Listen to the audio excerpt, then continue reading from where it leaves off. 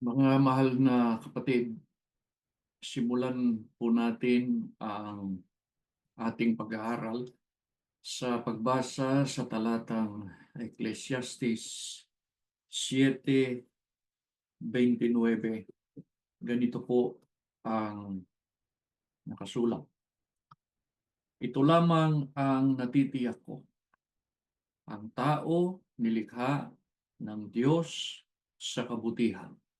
Ngunit ang tao ay nag-isip ng kung ano-anong bagay. Mga kapatid, sa buhay ng tao sa daigdig, malimit na pagkakataon ay puno ito ng kalungkutan, kapaitan, at hirap ng kalooban. Anumang pagsisikap ng tao na gawin ang ikabubuti niya, pero namamalagi siyang bigo sa kanyang adhikain. Iniisip tuloy ng iba na marahil ay sinadya ito ng Diyos na lalangin niya ang tao na maghirap ang kalooban, maghirap ang buhay para hindi siya makalimutan. Laging humiling at dumalangin ng tulong sa Kanya. Totoo mga kapatid na may mga pagkakataon maging sa panig ng mga lingkod ng Diyos, nakararanas tayo ng kahirapan, mga pagsubok, nahihirapan ang ating kalooban. Subalit ito po, alalahanin natin ay pagsubok sa ating pananampalataya. Hindi dahil sa nais ng Diyos, gusto ng Diyos na magdaan tayo sa mga kahirapan, magdaan tayo sa mga pagsubok, tapos hindi po. Ito ay pagdalisay sa ating pananampalataya. At kung sakali man na ang buhay ng tao ay sabihin na natin naging miserable, ay hindi po ang Diyos ang dapat nasisihin, kundi yung sarili natin mismo. Bakit po? Sapagkat ang layunin ng Diyos sa paglalang niya sa tao ay para ang tao mapabuti, pagpalain niya. Yun ang panukala niya. Ano po ang katunayan niya? Babasahin natin ang sagot, mga kapatid. Ano ang panukala ng Diyos sa tao na kanyang nilalang? Basahin natin sa Saling Ingles, sa Good News Testament, Jeremias 29:11. Kailangan natin kasi yung termino eh. Pakinggan nyo. I alone know the plans I have for you. Plans to bring you prosperity and not disaster. Plans to bring about the future you hope for. Ano po ang panukala o plano ng Diyos sa tao sa pasimula pa lamang? Maliwanag po ang nakasulat sa Biblia. Ang nais ng Diyos, ang plano ng Diyos sa tao, ay pagpalain siya ng kaunlaran, ng kaginhawahan, prosperity, at hindi kapahamakan. Ano po ang nakapaloob sa planong ito ng Diyos para sa tao na kanyang nilalang? Basahin naman natin ang unang Kronika 29:12, ganito ang pahayag. Sa iyo nagmumula ang kayamanan at ang karangalan, taglay mo ang kapangyarihan at kadakilaan, at ikaw ang nagbibigay ng lakas at kapangyarihan sa lahat. Ano po ang nakapaloob sa panukala ng Diyos, sa plano ng Diyos para sa tao? Na ang sabi nga niya kanina ay ang plano niya ay bigyan ng kaginhawahan ang tao na kanyang nilalang. Ang sabi sa talata, sa Diyos nagmumula ang kayamanan, karangalan, kapangyarihan, kadakilaan. Mga kapatid, yung kayamanan per se, hindi yan masama.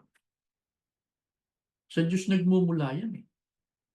Kaya yan ang katunayang ang Diyos nais niya mapabuti ang kalagayan ng tao na kanyang nilalang.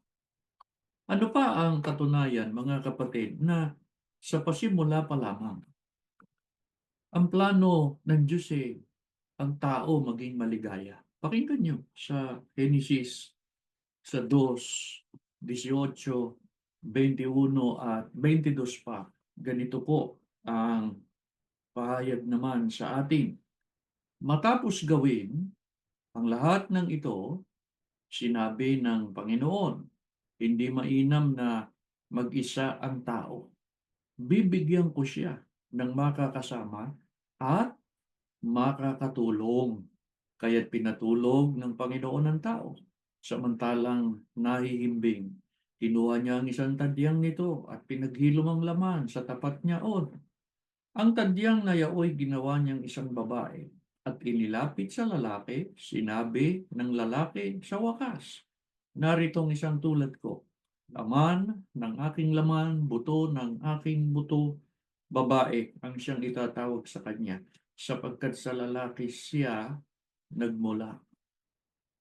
Ang binasa ko po sa inyo ay tumutukoy sa paglalang ng Diyos sa unang tao. Nang makita niya ang kalagayan po ni Adan, ang sabi ng Diyos ay hindi mainam na ang tao ay nag-iisa. Kaya ano ang ginawa ng Diyos? Nilalang niya ang babae. Kaya diyan pa lang makikita natin na concerned ang Panginoon Diyos sa kalagayan at sa buhay ng kanyang nilalang. Ano pa ang isa sa pangunahing layunin ng ating Panginoon Diyos? Bakit niya nilalang ang babae at ipinakisama niya sa lalaki? At yun nga ang katunayan pa na ang Diyos ang nagtatag ng pag-aasawa. Ano ang pangunahing layunin niya sa pagtatatag niya ng pag-aasawa? Pakinggan natin sa Kawikaan, mga kapatid, sa 5, ang talata po ay 18. Ganito naman ang ating mababasa. Kaya nga ba't mahalin mo ang kabiyak ng iyong buhay, ang ligaya ay lasapin sa mabango niyang kandungan. Daron na naman yung salitang ligaya. Ang gusto ng Panginoon Diyos maligaya yung tao na kanyang nilalang. Ang isa rin sa pangunahing layunin ng Diyos, bakit niya itinatag ang pag-aasawa, ay para maging maligaya ang pagsasama ng mag-asawa. Kaya ano po ang dapat nating tandaan? Ang mga lingkod ng Diyos na nagbabalak mag-asawa ay dapat tuparin nila yung paraan ng tamang pag-aasawa, yung ayon sa kalooban ng Diyos. At kapag sila ay ikinasal na at tinalian na sila ng mga salita ng Diyos, patuloy nilang tuparin yon, magiging maligaya ang kanilang pagsasama. Ano pa ang isang katibayan, mga kapatid, na sa pasimula pa lamang, nais ng Diyos maging maligaya ang tao na kanyang nilalang. Pakinggan natin ang 1:26 at 29, ganito naman ang pahayag sa atin ng banal na kasulatan. Pagkatapos likhain ang lahat ng ito, sinabi ng Diyos, ngayon, lalangin natin ang tao, ating gagawin siyang kalarawan natin, siya ang mamamahala sa mga isda, mga ibon, at sa lahat ng hayop, maging maamo o mailap, malaki o maliit. Bibigyan ko rin kayo ng lahat ng uri ng butil at mga bungang kahoy na inyong makakain. Sa makatuwid, ipinagkaloob ng Diyos ang buhay, pinagkaloob ng Diyos kay Adan ang makakasama niya, mapapangasawa niya, at hindi natapos doon. Binigyan pa sila ng makakain. Mga hayop na makakain, mga pananim na makakain. Bakit niya ginawa yun? Sapagkat yun ang pangako niya doon sa kanyang nilalang na tao. Bigyan sila ng kaligayahan, dulutan sila ng prosperity at hindi kapahamakan.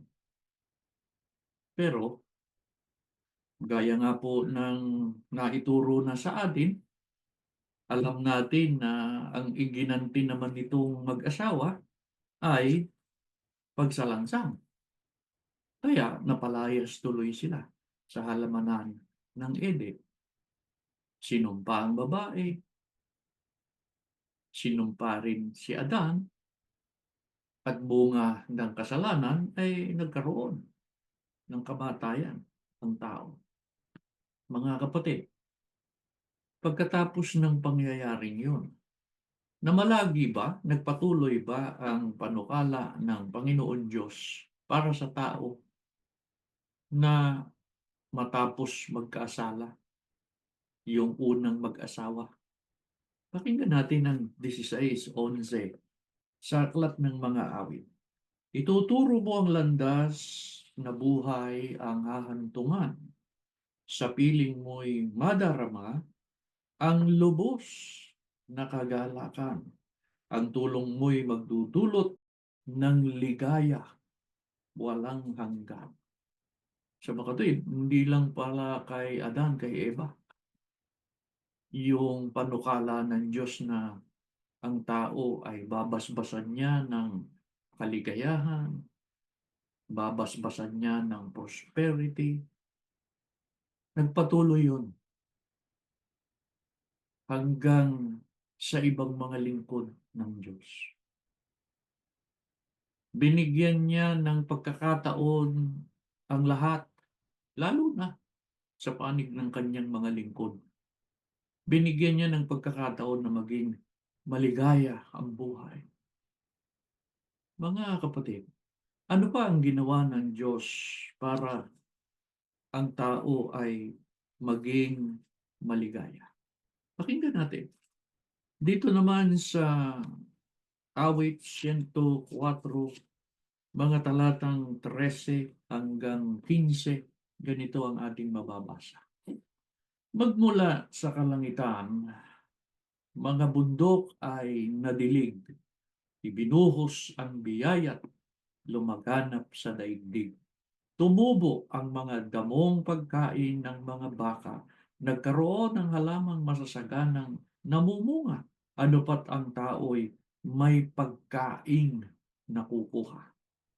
Merong ubas na inumin, kaya tayo'y masasaya, may langis pa ng ulibong nagdudulot ng ligaya, at tinapay na pagkaing pampalakas sa tuwina. Ano pa ang ginawa ng Diyos para ang tao ay maging maligaya sa kanyang pagkakalalang, sa kanyang buhay? Nagkaloob ang Diyos ng pagkain. Kanino? Sa mabuti, sa masama, sa lahat. Ang Diyos ang nagkaloob niya. Bakit? Para ang tao maging maligaya ang pamumuhay.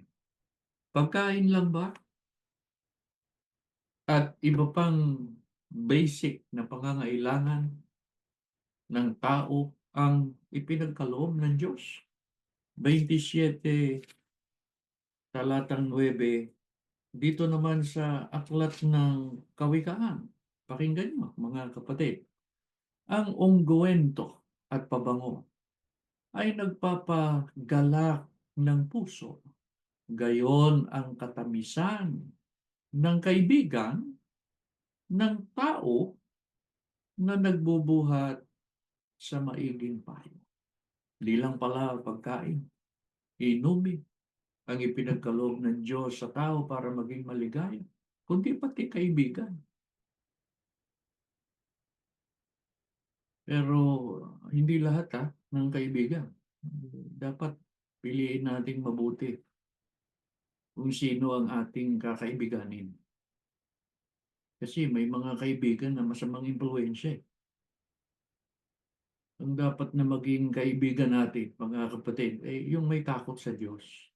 Yung kapareho nating gumagalang sa Diyos, sa kanyang kautusan, yun ang tunay na kaibigan. Ano po ang naidudulot sa tao pagka meron siyang kaibigan? Kaligayahan. Kaya kung inyong mapapansin, mga kapatid, yung mga talatang ating binasa na yan, yan ang katunayan na mabuti ang plano ng Diyos para sa tao na kanyang nilalang. Hindi totoo yung iniisip ng iba na, ako, sinadya ng Diyos na yung tao na kanyang nilalang maging miserable ang buhay. Hindi ho. Ano pa ang kaloob ng Diyos sa atin, mga kapatid? Na masasabi nating pinagmumulan din ng kaligayahan. Sa Kawikaan sa 2 talatang 10, ganito po ang pahayag. Lalawak ang karunungang matatanim sa isipan. Madadamay kasiyahan dulot nitong kaalaman. Ang karunungan po, kaloob ng Diyos yan sa tao. Maaaring magdulot din yan ng kaligayahan sa tao. Totoo naman yan eh. Halimbawa, kahit dun sa panig ng mga magulang di ba? Pagka nakita nilang maalam, matalino yung kanilang mga anak, lalo na kung matalino sa mga kalooban ng Diyos, nagagalak sila. Nasisiyahan sila. Pero pagka yung kanilang anak, naku po, sabihin na natin, lapastangan sa kanila, lapastangan sa Diyos, eh, hindi naliligayahan ang kanyang mga magulang. Ngayon, balikan natin yung mga biyayang kaloob ng Diyos sa atin na magdudulot ng kaligayahan. Halimbawa po yung pagkain. Bakit po sa iba ang idinulot ng pagkain hindi kaligayahan, kundi naging malungkot pa dun sa iba at nagdulot pa na ang kanilang buhay ay maging miserable. Bakit po? Anong dahilan? Ang babasahin ko po ay Lucas 21:34 hanggang 35. Muli po ay sa saling Ingles. Ganito po ang nakalagay doon. Be on your guard.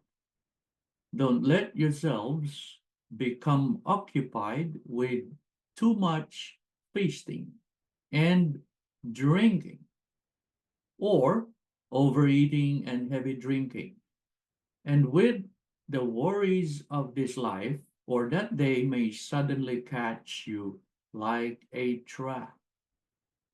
Ang tanong natin bakit sa iba ang idinulot ng pagkain miserableng buhay, kalungkutan? Dahil po yung iba nahulog sa katakawan. Sabi nga sa talata overeating. Sa inumin, heavy drinking. Kaya sa halip na kaligayahan at kaayusan ng pamumuhay, ang idinulot sa iba, problema, sakit. Miserableng buhay. O, ano ba nangyayari sa mga lasinggo? Mahilig sa alak. Ano ba ang nangyayari doon sa sobrang matakaw, walang kabusugan, o hindi ba nagkakasakit? Pagka may sakit ang isang tao, hindi siya maligaya. Miserableng buhay yun. Mga kapatid, mag-ingat tayo. Kaya tama yung simula ng talata. Be on your guard. Mag-ingat tayo. Pumunta naman tayo sa lapi. Mga kapatid, tatanungin ko kayo, yung bang salapi, masama po ba yan? Per se, hindi. Bakit nakasama yan sa iba? Anong dahilan? Sa isgis ng unang Timoteo. Sapagkat ang pag-ibig sa salapi ay siyang ugat ng lahat ng kasamaan. Dahil sa paghahangad ng magkamal ng salapi, may mga nalayo sa pananampalataya at nasadlak sa paghihirap ng kalooban. Yung salapi, per se, hindi yan masama. Gagamitin mo yan. Pambili mo ng mga pangangailangan mo. Pagkain, inumin. Pero pagka inibig mo na yan ang labis, yun ang hindi na maganda. Ano po ang ibinunga sa iba dahil sa labis na paghahangad ng salapi? Kung babasahin po natin yung Ecclesiastes 5:10, ang nakalagay doon, if you love money, you will never be satisfied. Ano bang nangyari sa iba? Lalo na doon sa mga leader pa man din ng relihiyon. Leader pa man din ng iglesia. Ano ba nangyari? Dahil sa malabis na paghahangad sa salapi plus kapangyarihan, power, sukdo lang. Ang pinangungunahan nila ay turuan na ng kung ano-ano na hindi naman sang-ayon sa kalooban ng Diyos. Sukdo lang baluktutin ang katwiran at maipanig sa kanilang kagustuhan. Anong dahilan? Salapi. Kalasingan sa kapangyarihan.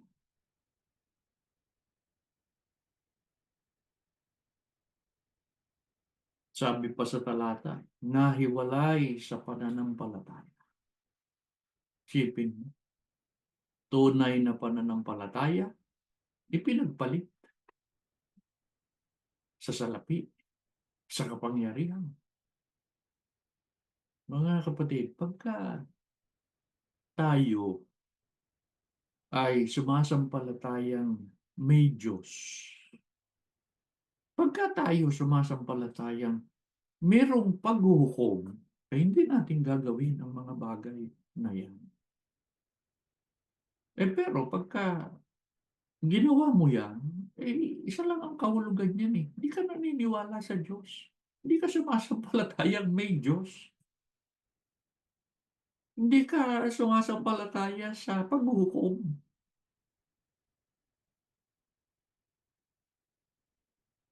Tapos tatayo ka sa tribuna, tuturo mo yan. Darating ang paghuhukom. Ikaw mismo eh. Hindi ka naniniwala kay paghuhukom. Tatayo ka sa pagsamba. Ang Diyos ay nakatingin sa atin. Ikaw mismo eh. Kung ano-anong pinagagawa mo eh.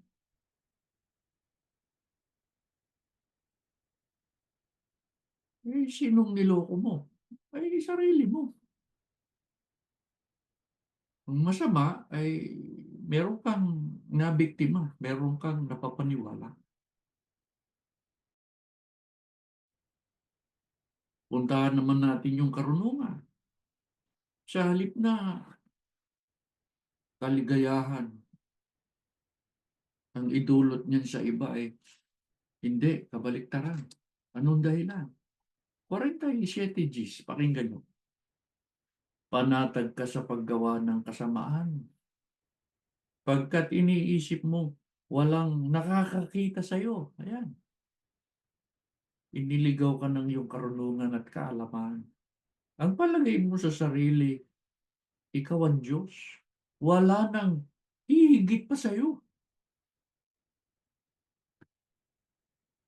Naka-importanteng tao sa daigdig. No, ayan. Nangyari. Sabi nga nung iba, iniligaw ka ng iyong karunungan. Anong sabi sa'yo ng iyong karunungan? Oo, walang nakakakita sa atin. Huwag tayong tumulad sa mga ganyan. Doon sa iba, anong pangunahing dahilan? Bakit yung karunungan nagligaw na sa kanila? Tumalikod sa Diyos, pero iginigiit nila na sumasampalataya pa rin daw sila sa Diyos. Ano ang pangunahing dahilan? 17:5-6. Sinasabi ng Panginoon, parurusahan kong sino mang tumatalikod sa akin at nagtitiwala sa kanyang kapwa.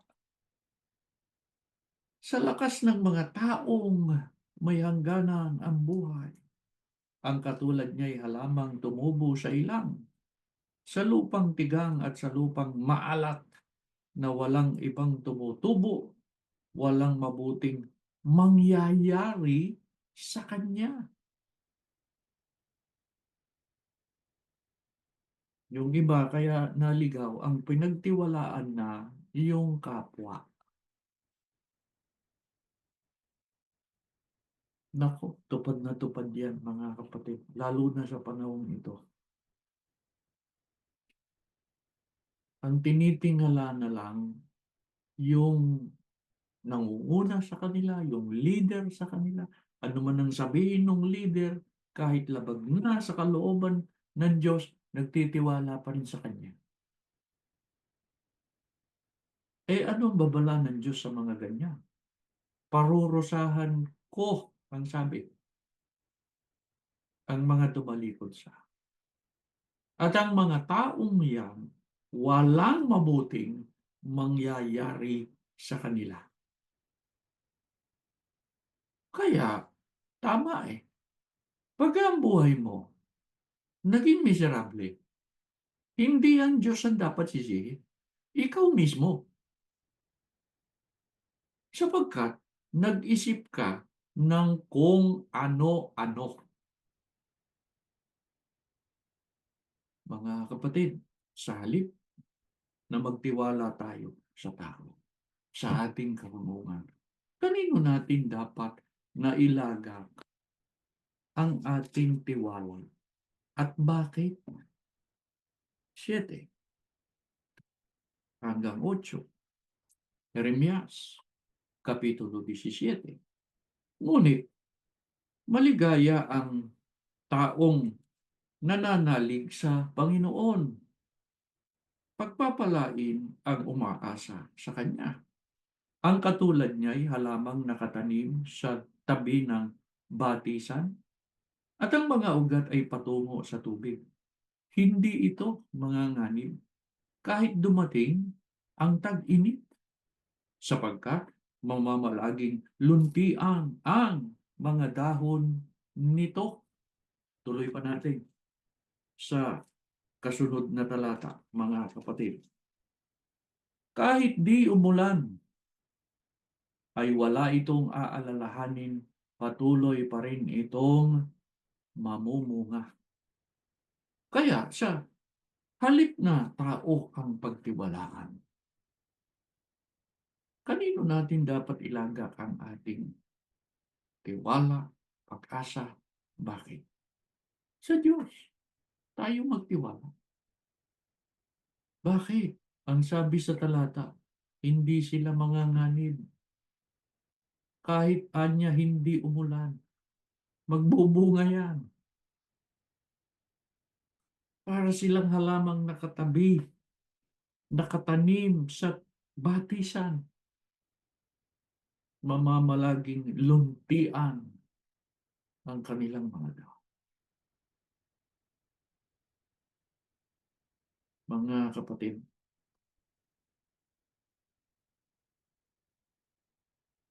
ang karunungan kaloob ng Diyos yan, biyaya yan ng Diyos. Pero huwag sanang magligaw sa atin yan.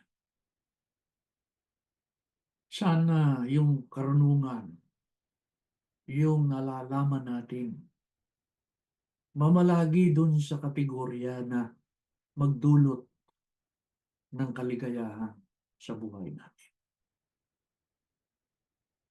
Maaaring sabihin po ng isang dumadalo sa pagsamba ngayon, hindi po ako yan. Hmm? Kaya para hindi tayo mapagbintangan na nanghuhusga, sangguniin natin ang Biblia. Paano natin makikilala yung naglalagak ng kanilang pag-asa sa tao, sa kapwa?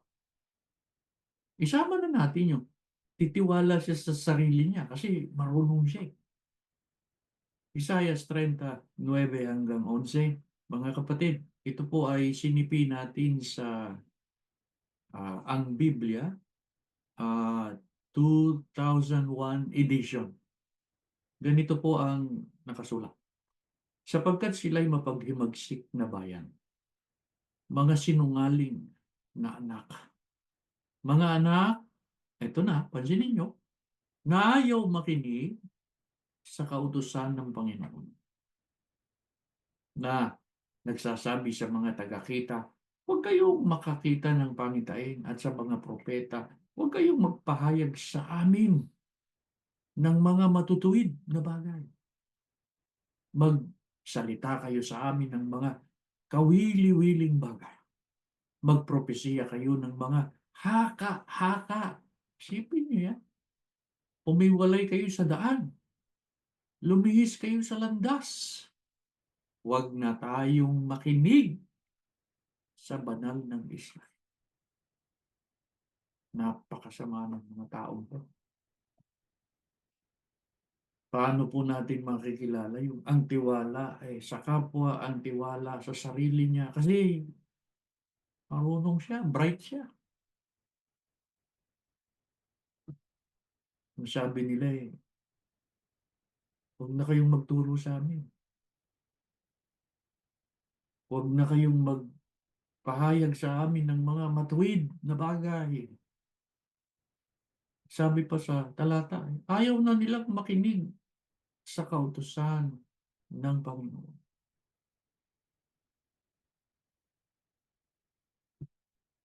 Yan yung mga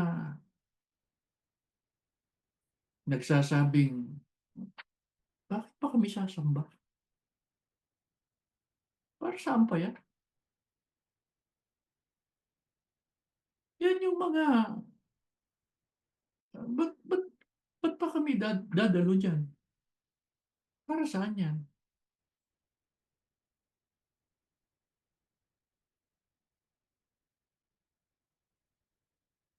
Kaya, ano magandang pagkakataon ito para tanungin natin yung sarili natin mismo. Ako ba yan? Ba, teka, ako. Ganito na yata ako . Sipin mo, wag na tayong makinig sa banal ng Israel.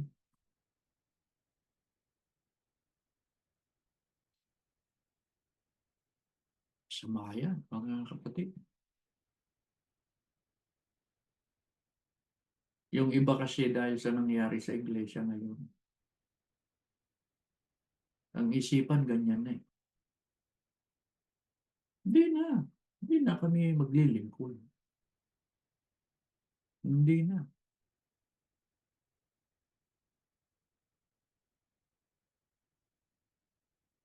Para bagang dun sa iba, naloko kami, ah. Mga gano'n, eh. Siguro dahil sa sama ng loob sa nangyari. Pero gaya nga ng lagi naming sinasabi sa inyo mga kapatid, itong nangyaring ito sa iglesia, sa atin, hindi ito excuse. Hindi ito dahilan para magkaroon tayo ng isipan na huwag na tayong makinig sa banal ng Israel. Hindi yun. Lagi naming uulitin sa inyo, panahon ito ng pagdadalisay. Bakit kailangang dalisayin? Sapagkat yung dalisay, yun ang makararating sa bayang banal. Yun ang may karapatang manahan sa bayang banal. Hindi pwede yung karumal-dumal doon. Hindi po. Paano naman natin makikilala yung tunay na nagpapahalaga sa mga aral ng Diyos, sa banal ng Israel, na ang nagturo niya ay mga tunay na sinugo. Ang salita ng Diyos, mga awit 119, 47, 48, ganito ang nasipi natin, mga kapatid. Nagagalak akong sundin ang inyong mga utos na aking minamahal. Iginagalang ko ang iyong mga utos na aking minamahal at pinagbubulay-bulayan ko ang iyong mga tuntunin. Yung nagpapahalaga sa aral, yun yung sumusunod. Gumagalang sa utos ng Diyos. Binubulay-bulay niya ito sa araw at gabi. Pagka siya gagawa ng isang pagpapasya, sinasangguni niya yung mga aral kalooban ng Diyos. Ay nako, mga kapatid, napakahalagang manatili tayo sa araw. Yung iba, nakita natin kung ano nangyari. Nagpalit ng relihiyon. Yung iba, niyakap na ang maling pananampalataya. Yung iba, nag-asawa ng taga-sanlibutan.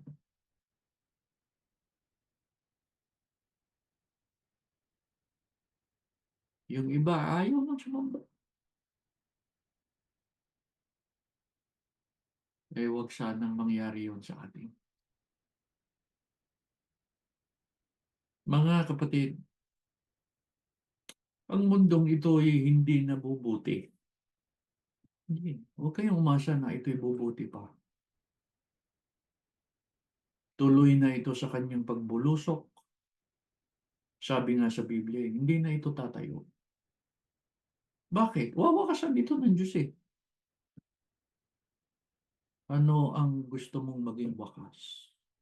Kasama ka ng mundong ito na hindi natatayo?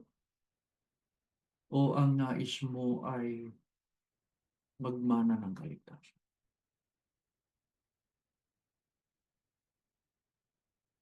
Kaya mahalin natin ang Diyos, mga kapatid. Patunayan natin ang pagmamahal natin sa Diyos sa pagsunod. At yan ang lagi ninyong maririnig sa amin. Sumunod tayo, igalang natin ang kautusan ng Diyos. Sapagkat yan ang ating natutunan. At yan ang maghahatid sa atin sa kaligtasan. Kaya hinihiling namin sa Diyos, Ama, sana pagpalain mong palagi ang mga kapatid namin na kapiling namin sa mga pagsamba. Huwag mo silang pababayaan po pagka nananalangin sila kasama ng kanilang mga anak. Huwag mo po silang titiisin. Magpakaranas ka sa kanilang puso pagka sila'y tumatawag at nananalangin sa'yo. Iparamdam mo sa kanila, nariyan ka at hindi mo sila pababayaan kailanman. Pagka nahihirapan yung aming mga kapatid sapagkat dumaraan sa mga pagsubok, ibiyaya mo ang tibay ng pag-asa at pananampalataya. Gamitin mo ang aming mga pagsamba para lalo kaming maakay sa pagtatalaga at pagtatapat sa iyo. Tumayo kayo at tayo'y mananalangin. Panginoon namin Diyos, salamat ng marami sa buhay at lakas na kaloob mo sa amin. Salamat sa iyong mga biyaya na patuloy na kaloob mo sa amin. Hindi man sagana kami sa pamumuhay na ito, subalit sumasampalataya kami. Sagana kami sa pananampalataya. Sa pag-ibig mo sa amin, maawa ka, Ama, matapos ang aming buhay sa paglilingkod, sa pagsamba, sa pagluwalhati, at sa pagsunod sa iyong mga kalooban. Yun ang aming pinakahangad. Matapos namin ang aming takbuhin, umarap kami sa iyo sa araw ng pag-uukom at igawan sa amin ang kaligtasan.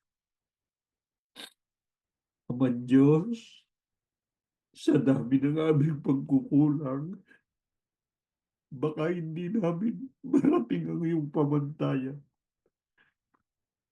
Ang pangako namin sa iyo, ang buhay na ito, gugugulin namin sa mga paglilingkod at pagluwalhati sa iyo. Bahala ka na sa amin sa araw ng paghuhukom. Ikaw, ikaw ang nakakaalam kung anong igagawad mo sa amin. Ang pakiusap namin, ang maalaala mo sa amin, ang aming katapatan sa tungkuling kaloob mo sa amin. Nagtawagin mo kami sa iglesia, sinikap namin naman maging dapat sa iyo. Kasama ng aming mga magulang. Nabuhay kami sa mga pagsamba, sa pagpapasalamat sa iyo, sa pagmamahal sa iglesia. Yun ang maalaala mo sa amin. Pag ang aming mga kasalanan. Ama, sa panahong ito ng pagdadalisay, alalahanin mo kami. Makapasa kami sa pagsubok. Huwag kaming maiwalay sa iyo. Alalahanin mo ang mga anak ng mga lingkod mo. Opo, marami sa kanila. Nawalan din ang kanilang mga kaibigan dahil sa nangyari sa amin. Gamitin mo ang pagsasamba, Ama. Magabayan sila. Maakay namin sila. Manatiling sumasampalataya sa iyo. May takot sa iyo. Tapat sa iyong mga kautusan. Inihabil namin sa iyo ang aming mga sarili. Maawa ka na lang sa amin. Pagpalain mo lahat ng sumamba. Baka ang iba'y may sakit, pagalingin mo. Baka ang iba may suliranin sa hanap buhay, sa kanilang sambayan. Ibiyaya mong kalunasan. Maging payapa sila sa paglilingkod sa iyo. Sumasampalataya kami, Ama, Dininig mo ang aming dalangin sa ngalan ni Jesus na aming tagapagligtas. Amen.